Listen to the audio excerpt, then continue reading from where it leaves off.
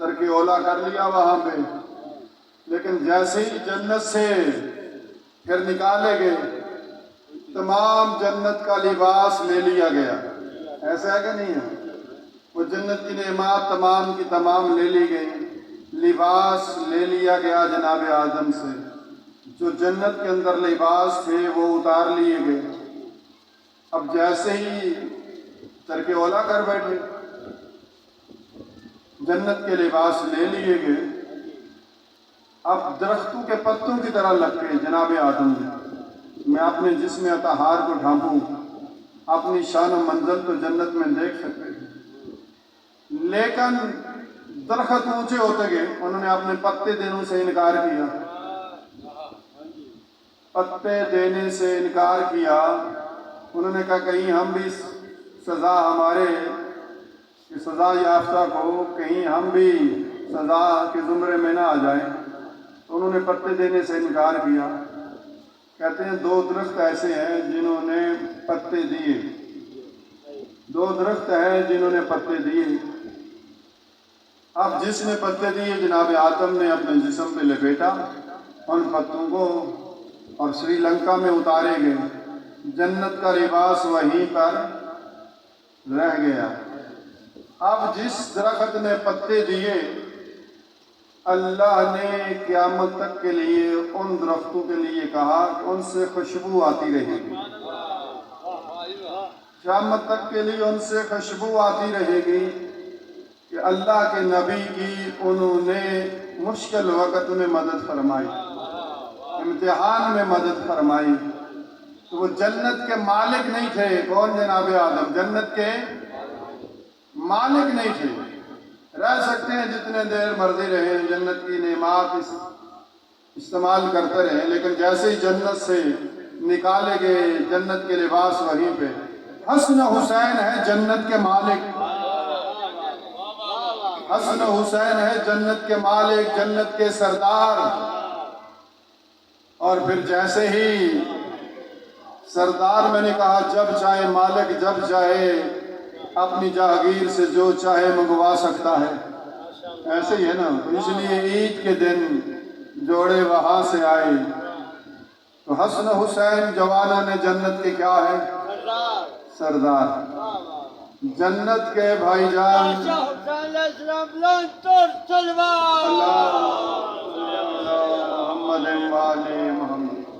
جنت کے عزیزان، جنت کے ہیں 8 دروازے۔ کتنے؟ 8 دروازے۔ جہنم کے ہیں 7 دروازے، جہنم کے 7 دروازے۔ اللہ نے جنت جانے کے لیے 8 دروازے رکھے۔ کتنے دروازے؟ 8 دروازے۔ جنت کے ہیں 8 دروازے، ہر دروازے پہ علی ولی اللہ لکھا ہوا ہے۔ کہتے ہیں جیسے ہی ہوا گھومتی ہے نا، ہوا چلتی ہے، جنت کے دروازوں کی کنڈیاں بھی ہلتی ہیں۔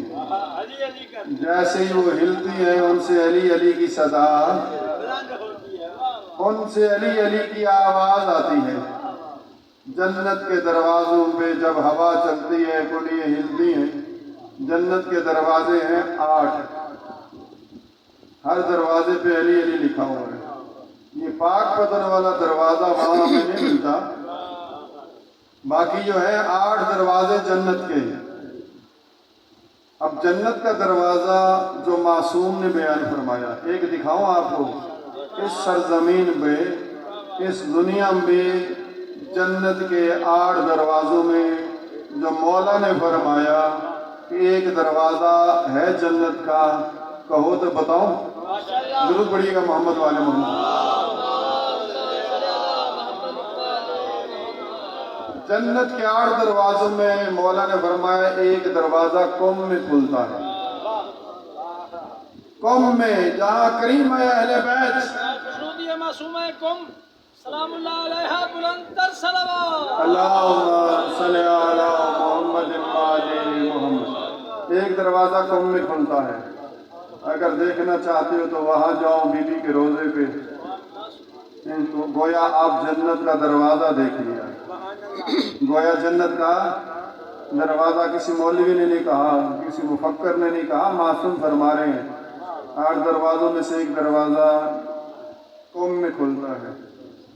اب ہم نے وہ جنت جس کے سردار ہیں حسن و حسین، آپ نے دیکھی ہے؟ بولو۔ میں نے تو دیکھی ہوئی ہے بھائی جان، جنت دیکھی ہوئی ہے، آپ جنت میں تو بیٹھے ہیں، بیٹھے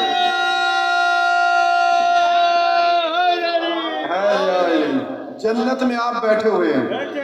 یہ ذکر حسین، یہ مجلس حسین، یہ بھی ایک جنت ہے۔ معصوم نے جو فرمایا جنت اس دنیا کے اندر، اگر انسان اصل جنت تو ملنی ہے نا، جب انسان مر جائے گا، مرنے کے بعد جب قیامت آئے گی، قیامت کے دن اٹھایا جائے گا، اٹھانے جانے کے بعد حساب و کتاب، پھر نیک عمل ہو تو جنت میں جائے گا، برا ہوا تو جہنم میں جائے گا۔ جنت دنیا کے اندر جو معصومین نے فرمایا 3 مقام ایسے ہیں دنیا کے اندر جس کو جنت کہا گیا مولا کے حکم پہ، جو مولا نے فرمایا۔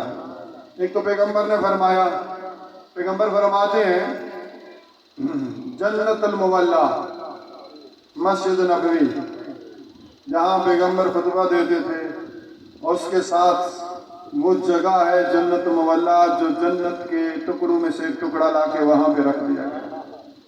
دوسرا معصوم فرماتے ہیں، خود پیغمبر اعظم فرماتے ہیں طوس کی پہاڑی کے درمیان جنت کے ٹکڑوں میں سے ایک ٹکڑا لا کے رکھ دیا گیا۔ جنت کے ٹکڑوں میں سے، آپ پریشان ہو گئے، میں دنیا میں جنت دکھا رہا ہوں، تو جنت کے ٹکڑوں میں سے ایک ٹکڑا لا کے طوس کی پہاڑیوں کے درمیان رکھ دیا گیا۔ تو جہاں سرکار امام کا روضہ ہے وہ بھی جنت ہے۔ اگر دنیا میں اگر آپ نے جنت دیکھنی ہے تو سرکار امام رضا کے روضے پہ جاؤ۔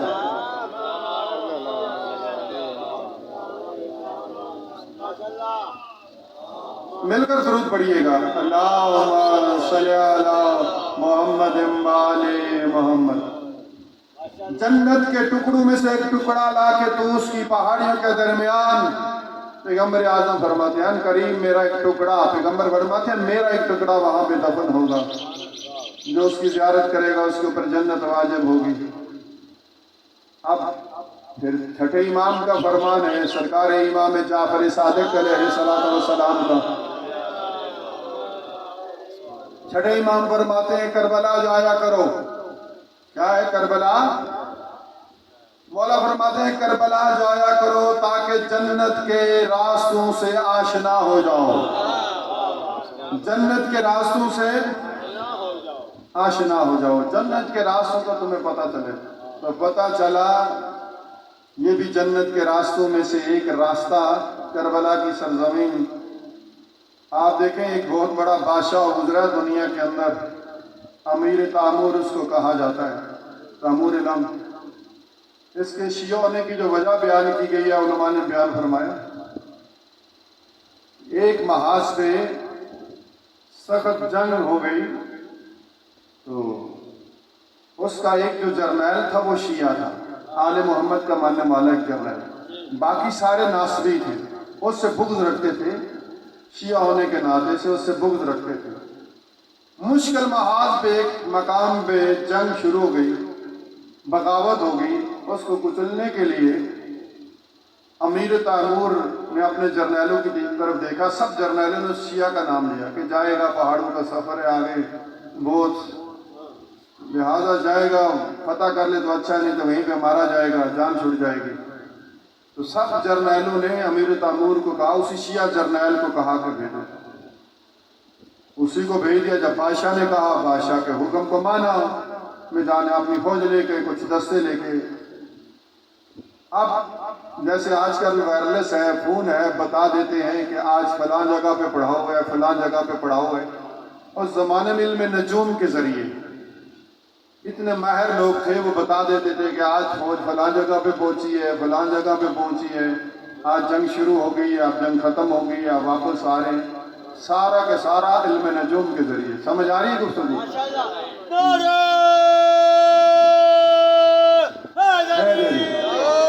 بادشاہ کے پاس بیٹھے ہوئے 3 دن کے بعد علم نجوم والوں نے بتاتے رہے کہ آج فلاں جگہ پہ پڑھاؤ، آج فلاں جگہ پہ پڑھاؤ، خیر خیریت سے لشکر جا رہے ہیں.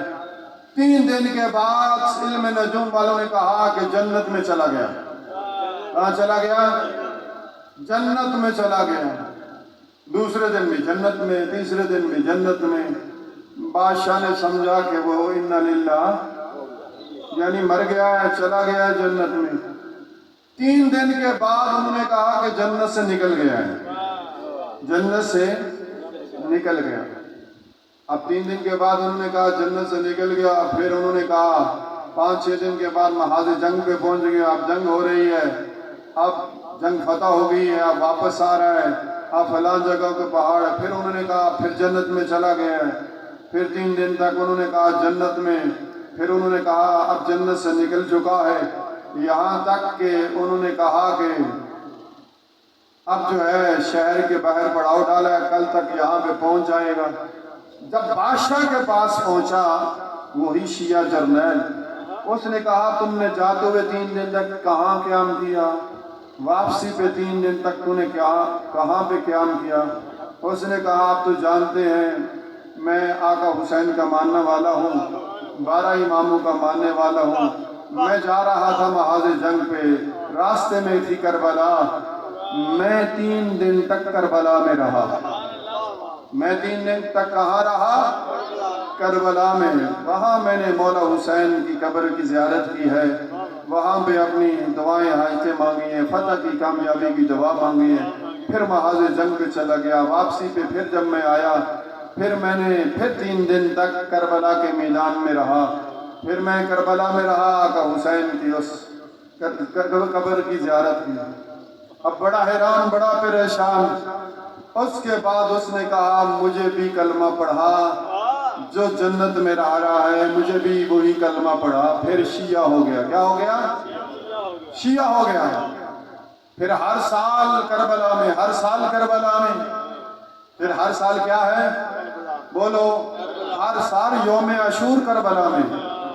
جیسے آپ زائرین ہر سال کربلا میں 40 کرنے کربلا جاتے ہیں، تو وہ بھی ہر سال کربلا میں یوم عاشور کرنے کربلا میں. ایک مرتبہ دہلی فتح کر رہا ہے، دہلی. لیکن 8-9 محرم کو دہلی فتح ہوا. اب ایک دن میں کیسے جا سکتا ہے؟ اب اس نے سیاہ لباس پہنا اور دہلی فتح ہو چکا تھا. وہ جو تعزیہ دیا تھا کربلا کے مجاوروں نے آقا حسین کی روزے کی شبیہ دی تھی، اب اسی کو اس نے جو ہے وہ کیا پہنا، وہی نکالا گلیوں بازاروں میں.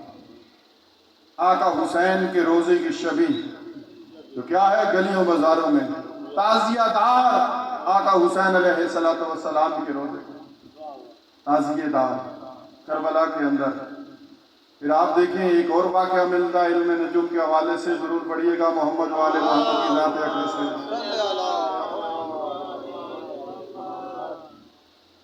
ایک عیسائی علم نجوم کا ماہر شاہ ایران کے دور میں ایران کے اندر آیا. وہ علم نجوم کے ذریعے بتاتا تھا کہ فلاں نے کیا کھایا ہے، فلاں نے کیا پیا ہے، فلاں نے کیا کھایا ہے، کیا پیا ہے. ہر ایک کو اس کے علم نجوم کے ذریعے بتا دیتا تھا، علم نجوم کے ذریعے بتا دیتا تھا. امام خمینی کے اساتذہ میں سے ہے ایت اللہ نقشی مرشد. اب جیسے ہی ایران کے اندر شاہ ایران کے دور میں ایران کے سرکاری دورے پہ بادشاہ نے اس کو بلایا. جیسے ہی شاہی دورے پہ وہ آیا کہاں پہ؟ ایران کے اندر. اب بتانے لگ گیا سب وزیروں مشیروں کو کہ تم نے یہ چیز کھائی ہے، تم نے یہ کھایا ہے، تم نے یہ پیا ہے، تم نے یہ کام کیا ہے. ضعیف الاعتقاد لوگ اب اس کی باتوں میں آ گئی. سمجھ آ رہی ہے گفتگو کی؟ مل کر درود پڑھیے گا محمد والے محمد کی ذات. ضعیف الاعتقاد لوگ اس کی طرف ضعیف الاعتقاد لوگ. اب وہ بتا دیتا تھا کس کے ذریعے علم نجوم کی طرف. آیت اللہ نے اپنی مٹھی میں کچھ چیز بند کی ہوئی تھی اور اس کے بعد کہا کہ بتائیے کہ ہماری مٹھی میں کیا ہے. اب اس کو پسینہ آ گیا. کیا آیا؟ بولو کیا آیا؟ پسینہ. گرمی کی وجہ سے نہیں، پسینہ آ گیا. اب پھر اس نے حساب کتاب کیا، پھر پریشان، پھر چند لمحے کے بعد پھر پریشان. آیت اللہ نے پوچھا کیا مسئلہ ہے، کیا پریشانی ہے، کیا مسئلہ ہے، کیا پریشانی ہے؟ اس نے کہا پریشانی یہ ہے، میں نے حساب کیا، میرے حساب میں آیا تیرے ہاتھ میں ہے جنت کی مٹی. میں نے کہا جنت کی مٹی تیرے ہاتھ میں کیسے ہو؟ میں نے کہا میرا حساب شاید غلط ہو سکے، لہٰذا میں نے دوبارہ حساب کیا. دوبارہ حساب کرنے سے پھر میرے علم نے بتایا کہ آپ کے ہاتھ میں ہے جنت کی مٹی. پھر میں نے کہا ہو سکتا ہے جنت کی مٹی اس کے ہاتھ میں کیسے آ سکتی ہے؟ پھر میں نے حساب کیا میرے علم نے جو، میں نے کہا شاید میرا علم غلط بتا رہا ہے. کہتا ہے جب میں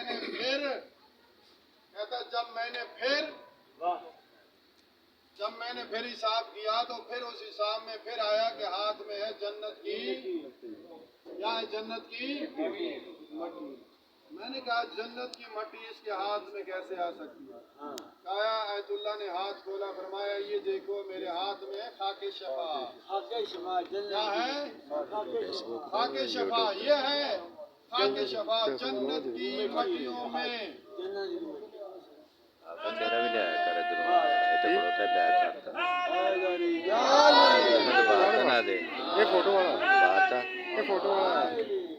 میرے ہاتھ میں ہے خاک شفا جنت کی مٹیوں میں. بس آخری جملہ ایک مصائب کا سنیے گا تاکہ حاضری مکمل ہو جائے. عزاداران مظلوم کربلا آقا حسین نے استغاثہ بلند کیا، من ناصر ینصرنا. کوئی ہے حسین کی مدد کرنے والا؟ اس استغاثے کا بلند کرنا تھا عزاداروں، استغاثے کا بلند کرنا تھا. خیمے میں کوہرام برپا ہوا. علی اصغر کو بار بار جھولے میں سلایا جاتا ہے، لیکن اصغر کو سکون اور چین نہیں ہے. بار بار جھولے میں سلایا جاتا. میری بہن، میری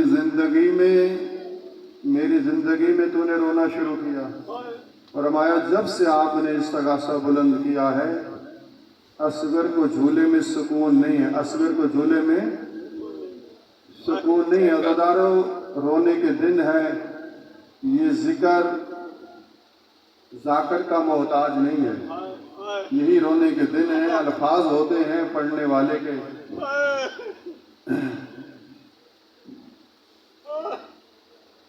جب سے آپ نے استغاثہ کیا جھولے میں آرام. فرمایا لاؤ میں لے کے جاتا ہوں، شاید ہو سکتا ہے دودھ پانی کا دیتے ہیں. جیسے اصغر کو لیا اپنے ہاتھوں پہ، اب جا رہے ہیں آقا حسین. اب اشکیہ کہہ رہے ہیں اب حسین قرآن لے کے آ رہا ہے. کیا لے کے آ رہا ہے؟ قرآن لے کے آ رہا ہے حسین. اب اگر قرآن کا بھی واسطہ دے حسین کی بات کو نہیں ماننا. حسین نے کیا کہا؟ تمہاری نگاہوں میں اگر خطا کار میں حسین، میرے اس اصغر کا کیا قصور ہے، میرے اصغر کا کیا قصور ہے، گھٹ پانی کا دے دو. کہتے ہیں پانی خود پینا چاہتا ہے، نام بچے کا کرتا ہے. اصغر کو ایسے بلند کیا میرے مولا کا حسین نے، منہ کیا ہے اصغر اب تیرا امتحان ہے. اپنے خشک ہونٹوں پہ زبان پھیری، جیسے یہ کہہ رہے ہو کہ مجھے پیاس لگی ہے، مجھے پیاس لگی ہے. عمر سعد نے کہا حرملا کو حسین کے بیٹے کو پانی پلا. جیسے ہی پانی پلایا گیا عزاداروں ایسا تیر چلایا گیا جس کا وزن علی اصغر کے وزن سے زیادہ. تیر کا کام ہے جس جگہ پہ جا کے لگے زخمی کرے. اس نے زخمی نہیں کیا. جس طرح کسی جانور کو ذبح کیا جاتا ہے ایک کان کلو سے دوسرے کان کلو تک، اس طرح علی اصغر کو ذبح کرتا ہوا میرے مولا آقا حسین کے بازوؤں پہ جا کے لگتا ہے، اور علماء پڑھتے ہیں اگر آقا حسین کے بازوؤں پہ نہ لگتا، جس طرح فراٹے بھرتا تیر جاتا، علی اصغر کا لاشا ساتھ جاتا۔ میرے مولا آقا حسین نے علی اصغر کے خون کو آسمان کی طرف بلند، آسمان نے کہا قیامت تک کے لیے بارش نہیں ہوگی، زمین پہ پھینکنے کا ارادہ کیا، زمین نے کہا قیامت تک کے لیے سبزہ نہیں اگے گی، اپنی ریش اقدس پہ لگایا خون کو، کہا پروردگار عالم اسی حالت میں تیری بارگاہ میں آ رہا ہوں۔ عزادارو، آقا حسین نے علی اصغر کو کربلا کے میدان میں دفن کیا، مطمئن تھا میرا مولا اور کوئی دفن ہو یا نہ ہو، لیکن میرا اصغر دفن ہو گیا۔ جب شام غریبہ آئی نا، اس وقت عمر سعد نے کہا ہم نے حسین کے 72 مارے ہیں، یہ سر 71 ہیں۔ عزادارو، ہر شہید ایک مرتبہ شہید، لیکن شہزادہ علی اصغر 2 مرتبہ شہید ہوا، ایک مرتبہ تو ہرملاس کے تیر سے، دوسری مرتبہ جب شام غریبہ کو یزیدیوں کے نیزے کربلا کی سرزمین میں گاڑے گئے، ایک نیزے کا لگنا تھا، علی اصغر کا لاشا بہر آیا، علی اصغر کا لاشا بہر آیا، سر تن سے جدا کیا گیا، نوکے سینہ پہ سجایا گیا۔ اس وقت میرے مولا آقا حسین کے کٹے ہوئے گلے سے یہ آواز آئی، اے اصغر، ہم نے تجھے بچانے کی تجھے کوشش کی تھی، لیکن اصغر تیری قسمت